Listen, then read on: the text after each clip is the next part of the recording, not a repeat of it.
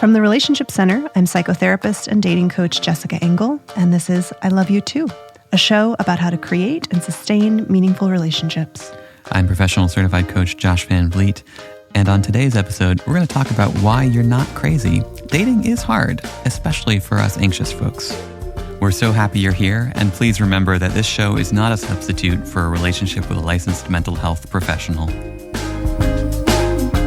So, we want you to know that you're normal if you struggle with dating. And we're going to tell you why you're normal today. In particular, we're going to share 3 reasons why dating is so hard and give you a 3-step process for increasing confidence and ease in your love life. That's right. When we were thinking about all of the things we could talk about today in terms of why dating is so hard, a lot of things came to mind, and some of them will probably seem very obvious to the audience. Those are not the ones we're going to dive into. For example, online dating, kind of cray. We are not going to be talking about online dating today, but we're honing in on 3 things that you actually have some control over, right? We can't change the fact that online dating is the way a lot of people meet these days, and we really wanted to give you something that helps you feel empowered. So we're going to talk about 3 reasons that dating is hard that are go back to fear. So a lot of singles, when they come to work with me, with my team, the heart of what they're struggling with is fear in a lot of different iterations. So, shall we dive in? Let's dive in, yeah. So tell us about what's the first reason that dating is so hard? Yeah, so the first one is insecure attachment. So a lot of people have probably heard about attachment styles these days. And just in brief, there are a lot of really wonderful attachment resources out there. A classic is the book Attached. So I'm not going to go into all of the details, but just a little overview. Attachment refers to how we need relationships, how we bond with people. Our attachment styles refer to the style with which we relate to others.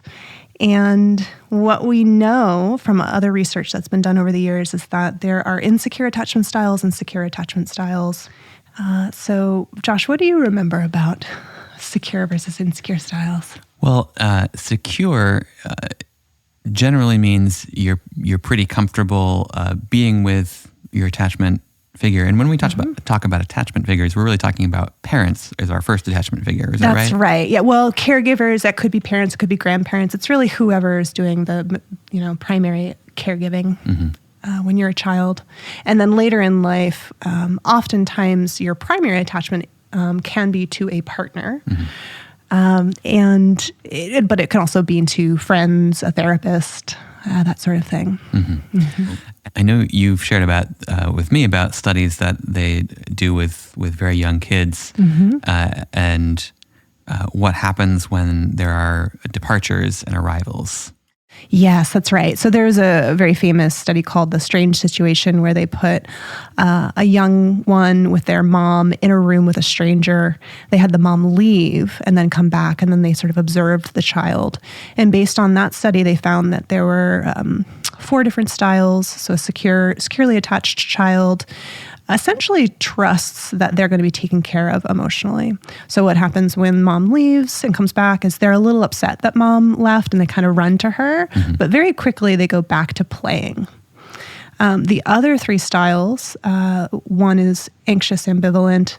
That's the kiddo that when mom comes back, they run to mom and they cling to mom, and they're very upset and they're hard to soothe because they've had kind of inconsistent emotional attunement and safety. They don't fully trust that mom is actually fully there for them.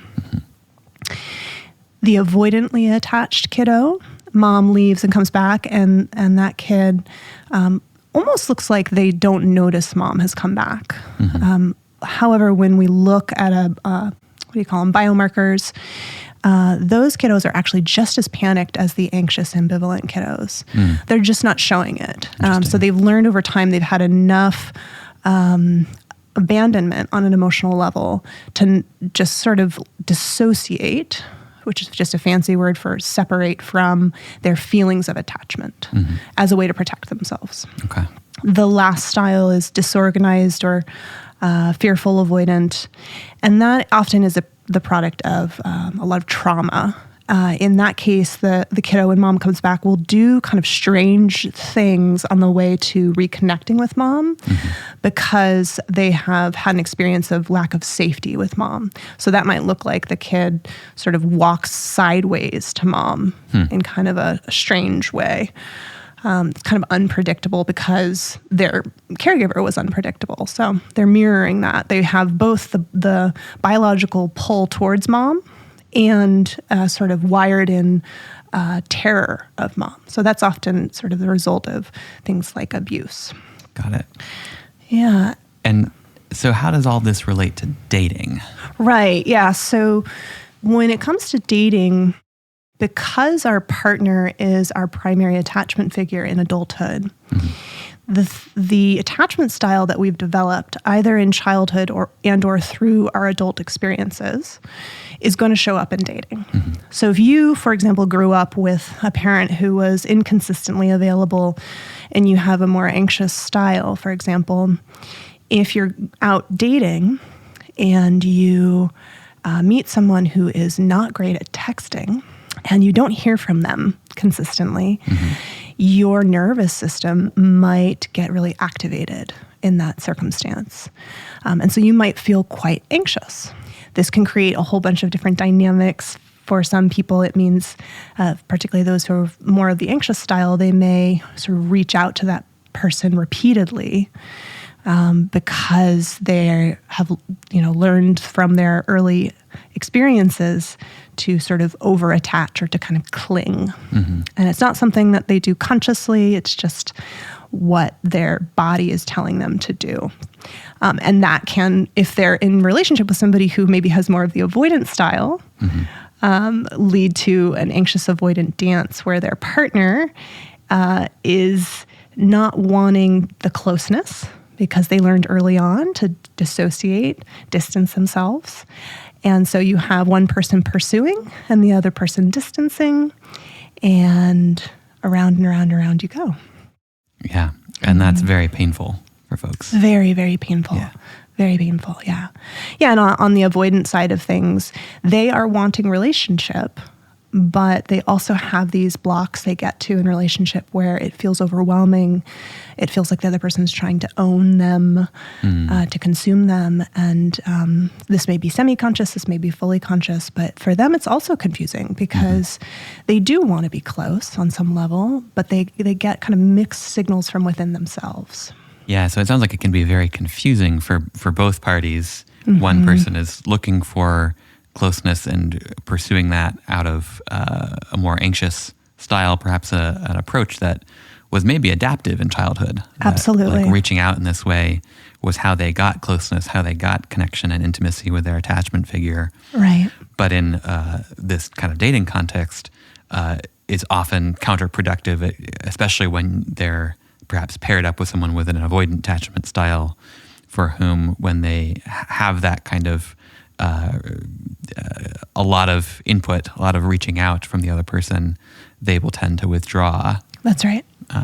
That's right. Which is then the opposite of what the person wants, really on both sides, because the person with the avoidant attachment style also wants connection, but they're just in this kind of painful dance where neither person is really getting what they want and need. That's right.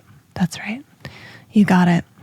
When we work with our clients through dating therapy, part of what we're looking at is how can we, what's called earn secure attachment or develop secure attachment through a secure relationship with a therapist. This is also something you can do with secure friends, so that you are essentially learning how to feel more relaxed in dating situations. I want to just highlight what you just said, because I think this is really important, that you can develop secure attachment. Yes. This isn't something that is fixed. You're just stuck with whatever you got from childhood and, oh well. That's right. But rather, what you're saying is through support, through new connections, whether they be friends, romantic connections, support from professionals like therapists, that you can develop a new way of relating to people, particularly attachment figures. And I think this is such good news for us. Yes. For all of us, because we all have some amount of insecure attachment. That's right. That's right. Yeah. And it's, like you're saying, it shows up differently for each of us. For some of us, we tend more towards an anxious attachment style. Some of us tend more towards a avoidant or disorganized. Mm-hmm. But even those of us with what we'd call a secure attachment style still have elements of both.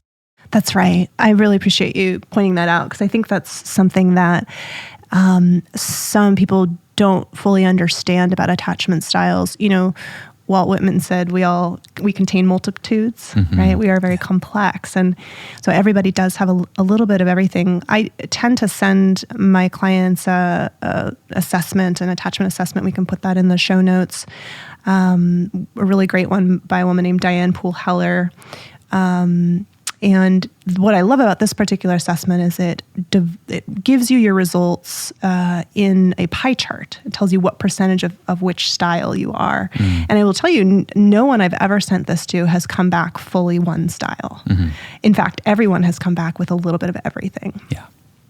And so I think that's really helpful to recognize, because in one situation, you could be showing up as anxious, depending on who's across from you. Mm. And in another situation, you could be showing up as avoidant.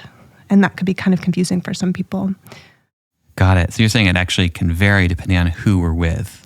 Right, because attachment is inherently dyadic, right? Mm-hmm. That meaning it's inherently there's two people involved. Mm-hmm. And so the other 50% of the picture is going to have an impact on how your 50% is being experienced. Mm-hmm. Wow. Yeah. Yeah, and back to your point about, we can heal our attachment styles. That is so hopeful. And I think at one point we did think that what you got in childhood was what you got, and you had to work with it. And we know that's not true now. We're neuroplastic, and we can rewire our attachment styles. Mm. Mm. Mm-hmm. I love that. Yeah. Okay, so that's attachment. Mm-hmm. In very brief overview. Yes. What's the second reason that dating is so hard these days? Yeah, so the second reason is unresolved trauma. And so when I'm talking about trauma, I'm referring to anything that is too overwhelming to fully process when it's happening. Mm. Wait, so just say that again. Trauma is anything that's too overwhelming to fully process when it's happening. Yes. So the reason I'm giving you this definition is I think a lot of people get confused about what trauma is. When they hear the word trauma, they think war or abuse, physical abuse, natural disasters. Mm. And the reality is that our nervous systems have a certain capacity to really process what's happening. And if we exceed that capacity, if what's happening is more intense than we can hold, it's traumatizing. And that experience can get lodged in our nervous system, in our right brain, in such a way that it keeps living in our lives in some way. So let me give you an example. Mm-hmm. If a little one were walking down the street and they saw a dog and the dog was barking at them, and this little one was a very sensitive little one and didn't have an adult with them, and that dog was much bigger than them, if they got close enough to the dog, their nervous system might go into fight or flight, and it might be quite overwhelming, mm-hmm. such that every time they saw a dog thereafter, they became kind of flooded with a sense of fear. Mm-hmm. Okay. And so, you and I walking down the street and a dog barking at us isn't going to traumatize us as adults, right? But for that little one, that might have been quite traumatizing, mm-hmm. and have left an imprint. So let's come back to dating, right?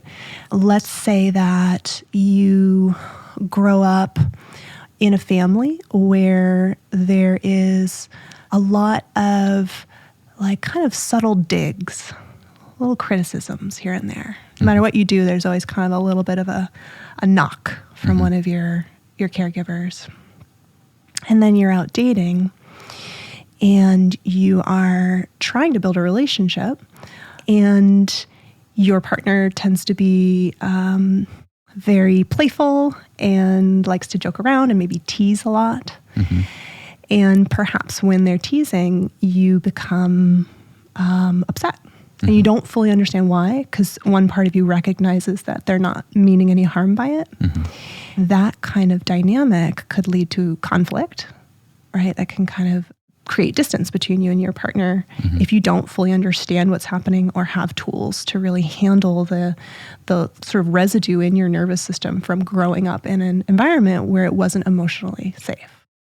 Right. So what's happening in that moment, while not dangerous in that moment, is bringing up this past experience of something that was painful and dangerous. That's right. And leading to maybe an emotional reaction that doesn't seem to match what's happening in the moment, though it makes a lot of sense if you know the whole story. That's right. Yeah, and this one, just like with the insecure attachment dynamics, these can be things that are happening automatically for people without them understanding why, and that can be very, very frustrating. Yeah. Right.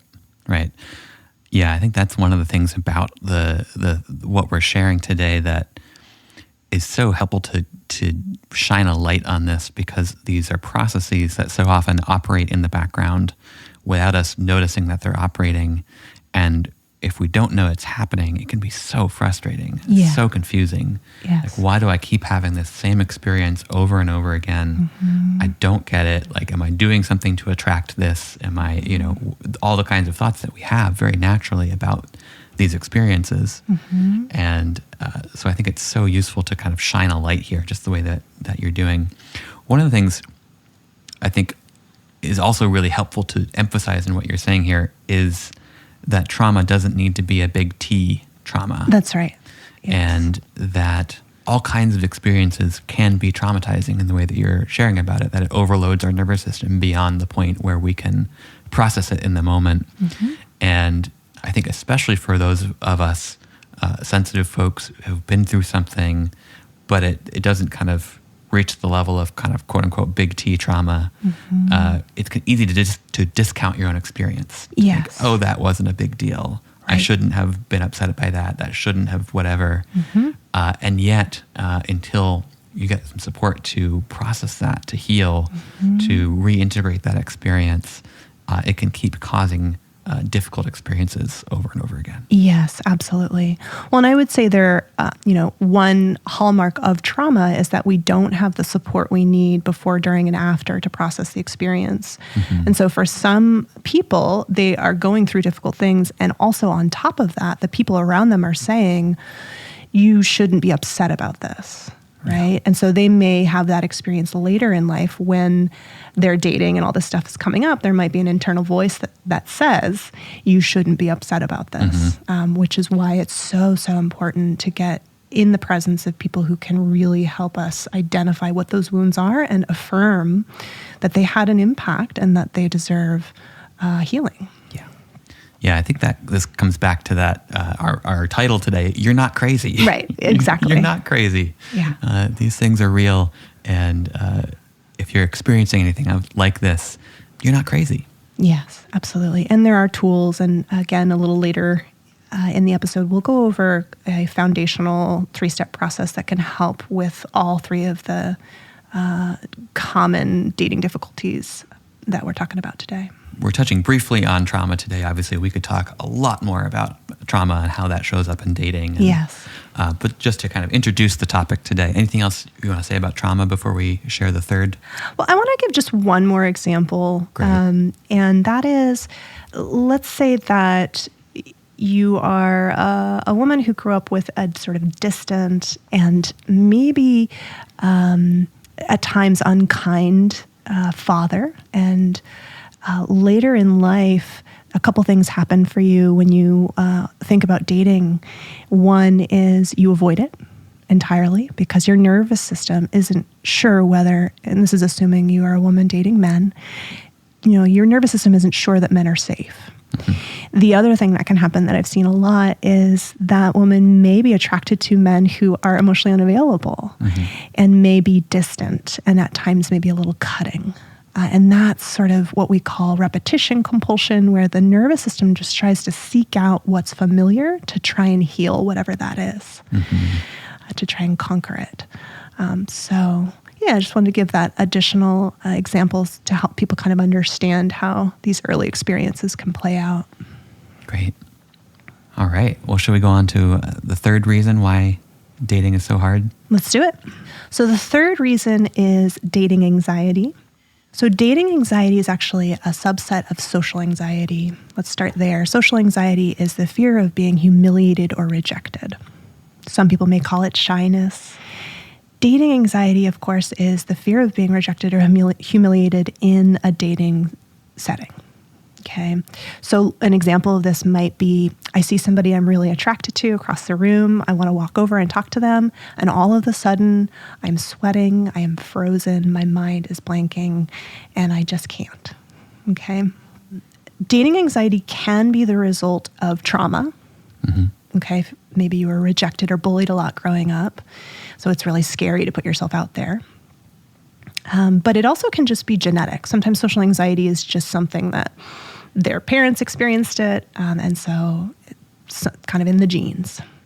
Yeah, there's other examples of dating anxiety. So if you have a tendency to ruminate before and after a date, that's a great example of dating anxiety. What am I going to do? What am I going to say? Some anxiety is normal, right? When we're dating, that's a vulnerable act.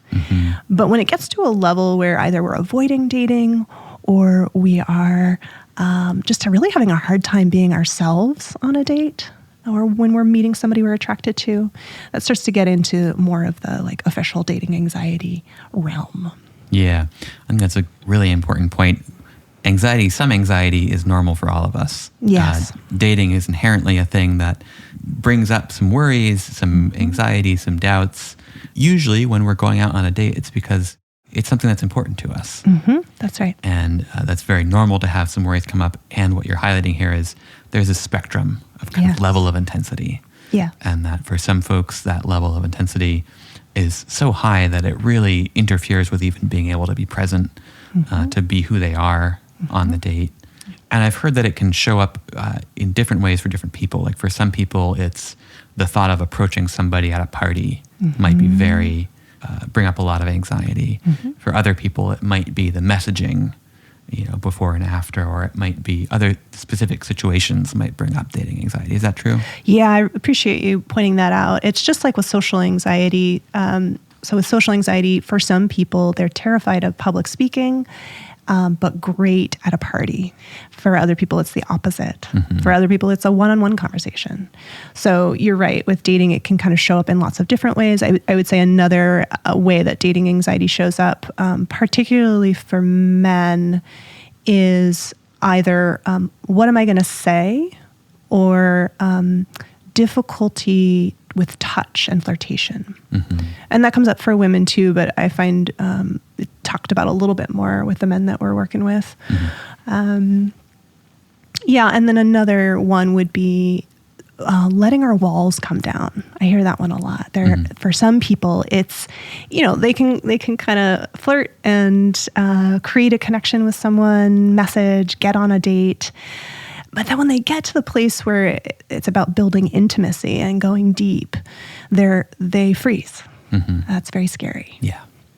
I would say that a great way to tell whether dating anxiety is at play for you is to notice your inner critic around dating, meaning a voice inside you that maybe is criticizing you, putting you down. You shouldn't have said this. You shouldn't have done that. You should lose 10 pounds. Nobody's ever going to want you, that sort of stuff. That is very, very classic for dating anxiety. And thankfully, also something that can be rewired. Great. Yeah. So let's go ahead and go over our 3-step process for making dating easier. The issues we've talked about today, insecure attachment, unresolved trauma, and dating anxiety, all of them are about fear. So the good news is that all three of these can be addressed and overcome using a similar process. So building healthy relationships does require mindfulness, calm, clear vision. And when we're in fight, flight, freeze, or shutdown, that's not going to be as possible, right? So the first step to choosing relationships from a place of wisdom is really being able to track where we are in terms of fear. Yeah, and that's, I love that you're highlighting this because I know there are a lot of different tools out there for things like this. Mm-hmm. And there are a lot of good tools. And this is one good approach that we're going to share with you today. It's about starting with tracking when you're experiencing fear, when your nervous system is activated in that fight or flight, freeze type response, so that you can kind of bring it down a little bit and see more clearly what's really happening and make clear decisions based on what's important to you. Yes. So good. So yeah, please. Yeah. So that first step is to observe, to really identify where your nervous system is. And I want to just back up and explain a little bit of why I'm talking about nervous systems. So we as human beings, we have this incredible capacity for higher thinking. We can plan, we can think into the future, we can envision what's to come, we can think about our feelings, which is all wonderful.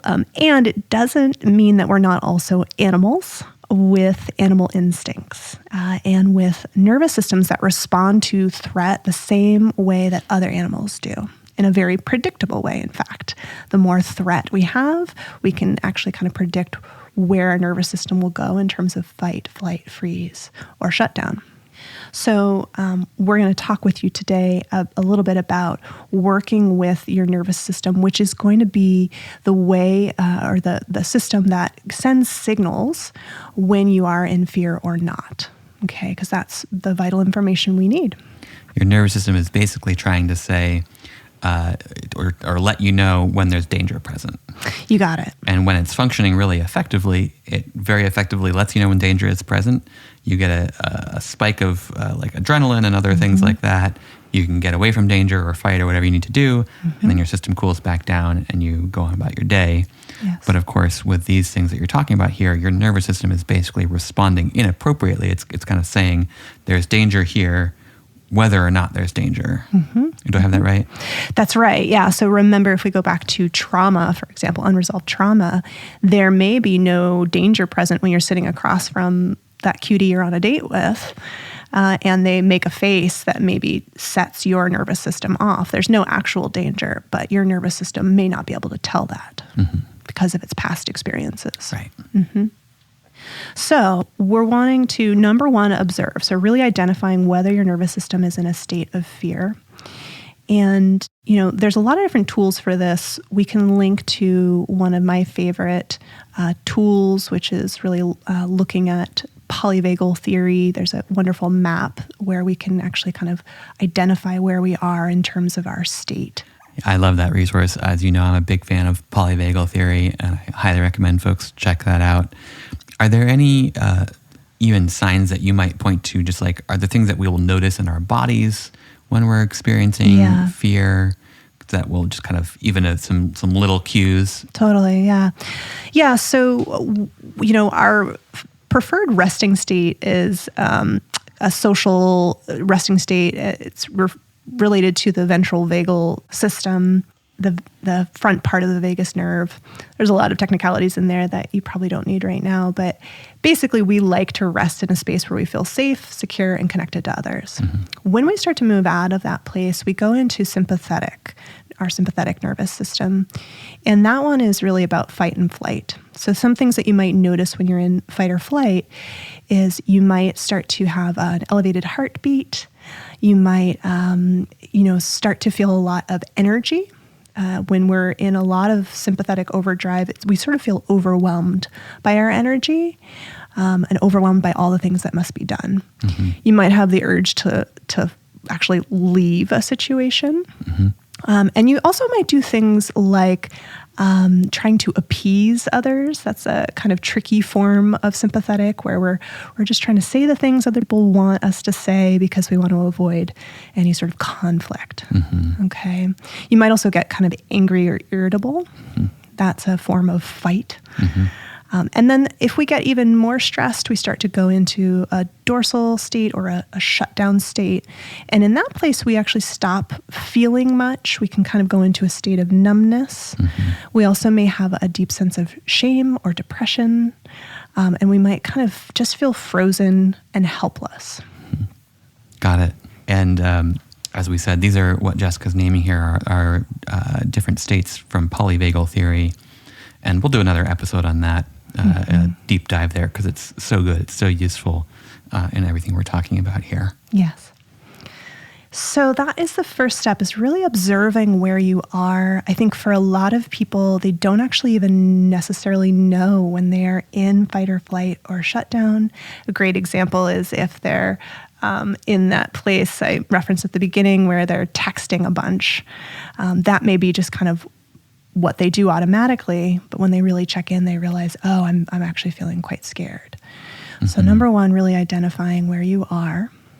And it sounds like that, observing that gives you a little bit of space between the experience you're having, whether it's anxiety or fear or shutdown, and the action that you might take. Whereas before you might have just done the next thing, like texted that person, without really being conscious of, oh, that's really about my anxiety. I'm trying to soothe my anxiety right now. Whereas when you have an opportunity to observe, then we have a chance to do something different, which That's is, right. I think, what you're going to point to next here. Yes, absolutely. So once we have identified, we've really observed where we are, whether our nervous system is in a state of fear or a state of security, we have a choice point. Okay. So if we have found ourselves feeling pretty good, I would recommend challenging yourself. And if we are feeling, if we're in a state of fear, I'm going to recommend soothing. Okay, so this second step, there's a choice point depending on what you found when you observed your nervous system. Challenge and soothe are the two options because when it comes to new behaviors, new patterns, we have to challenge our comfort zone and expand it slowly but surely. And the way that we can challenge our comfort zone is through tiny challenges, manageable challenges, combined with soothing. I want to just emphasize the tiny part of that because I think so often we think that in order to expand our comfort zone, we've got to take these giant leaps. Yes. And we've got to do the thing that scares us the most. That's right. We hear that all the time, and it's actually not true. It's not effective for when you're healing, for example, dating anxiety. You're going to set up a cycle where you do the thing that scares you the most, and it's going to be awful. It's going to be a miserable experience for you, and it's going to reinforce the experience of I should never do that. You've got it, yeah. Versus what you're pointing to, which is taking tiny steps. That's just incrementally expanding your comfort zone so that you gradually become more comfortable with a wider comfort zone. That's right. So some of this comes from cognitive behavioral therapy and exposure therapy, which is a very long-standing field that looks at taking challenges that are between a 30 and a 50 on a scale of 0 to 100 when it comes to fear. Okay, so in order to, say, get over a phobia of planes, we're going to choose the exposure activity that only brings up about a 30 out of 100 of anxiety. So for some, that might be imagining being on a plane. And once that exposure experience is done, doing some soothing, and then the next time we come to the exposure, maybe we can handle a little bit more. Maybe we actually look at a plane. So let's bring this back to dating, right? If I am terrified of setting up an online dating profile, the 30 to 50 task might be, so this challenge might be that I talk with my friend about it. Maybe just talking about it brings up that fear, but not too much. Because just as you said, if we bring up too much of that fear, our nervous system is just going to associate dating with terror, right? So coming back to our 3-step process, that second step, if I'm feeling pretty good, I recommend taking on a challenge, something between a 30 and a 50. If I'm not, if I'm feeling scared, then the soothing piece is what's needed in that moment. And there are very many ways to soothe the nervous system. You know, I think everyone these days is familiar with things like mindfulness. Deep breathing is always a good one to go to. You know, I could go on and on. There's journaling, there's therapy. Yeah, I bet the folks listening, you probably even have one or two or more things that you already know that work for soothing, whether it's going for a walk or a run or listening to music or any number of things that you probably already have some resources here. Yes, yeah.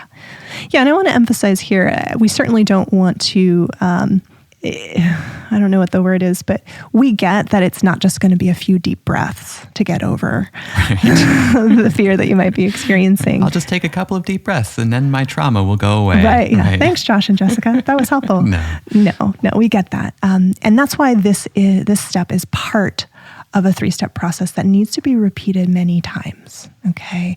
And it needs to be sandwiched between the observing and the 3rd step, okay? So let's move on to that 3rd step. The 3rd step is reflecting. So you've just done this check-in process with yourself. You've challenged and or soothed. This 3rd step is about really looking at what was happening for you in those first 2 steps.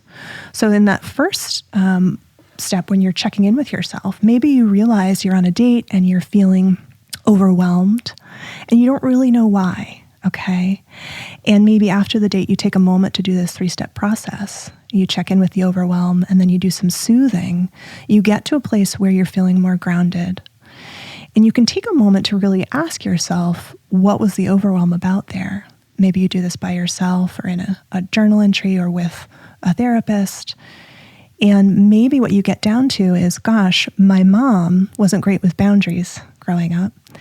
And I think my nervous system felt this guy wanting to be close. And I got overwhelmed in the way that I used to get overwhelmed as a kid when my mom wasn't great with boundaries. And I really want to emphasize here that you're gonna need to be in that more relaxed state to do that kind of thinking work, most likely. Yeah. Right? Yeah. I think that's so smart. Number one, it's so hard for us to think clearly about things when we're in a state of fight, flight, freeze, when our nervous system is looking for danger, it's on high alert. The way it's designed to keep us safe is to have us very narrowly looking for those things that are signals of danger and very hard to tell the difference between anything else. And so once we get to that place of bringing our amygdala down a little bit, that little part in our brain that is related to fight, flight, freeze, once we get to that place, we can see a little bit more clearly. And I think it's super important to emphasize here, it doesn't mean that danger isn't present.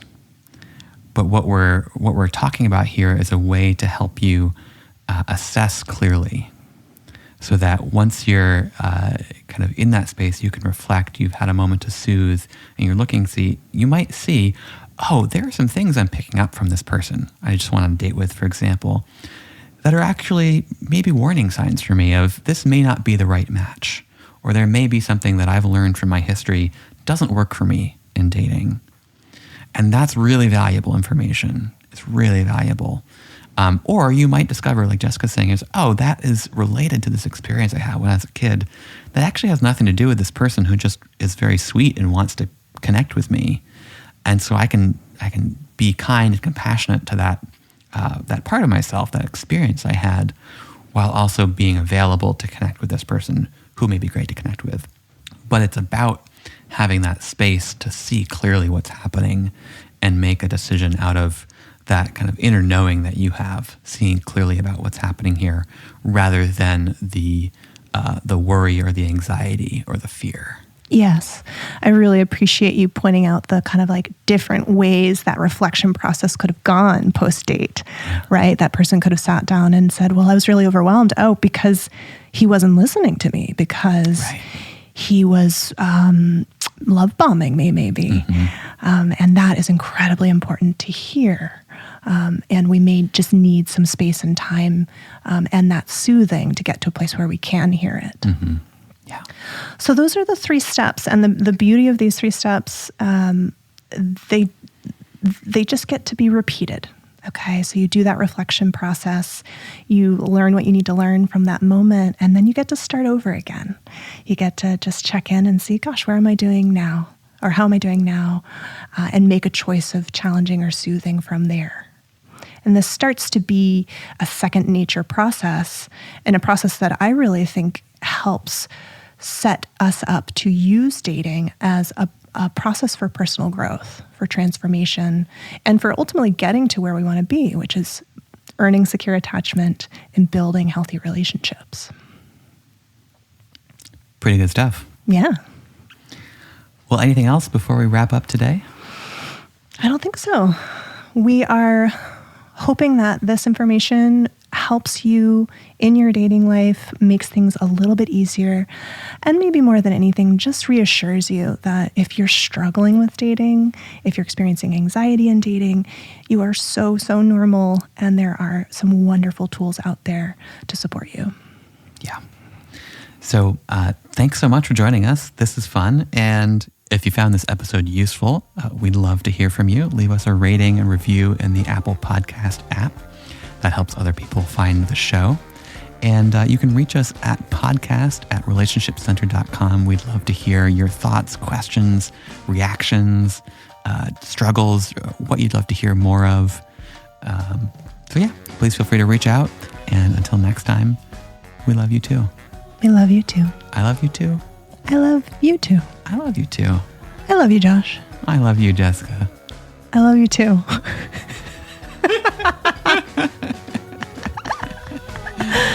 We can also do until next time.